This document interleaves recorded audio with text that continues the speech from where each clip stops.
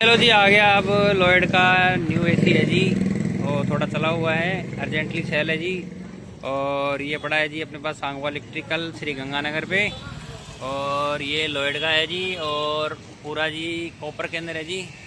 ये देखो जी पीछे से, ये प्योर कॉपर के अंदर है जी एकदम। और फ्रेश पीस है जी, अर्जेंटली सेल है।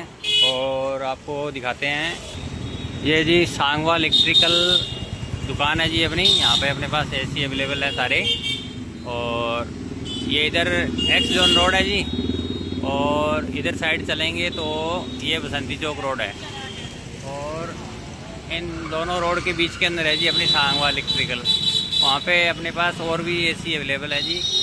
और कृपया हमारी शॉप पर विजिट करें।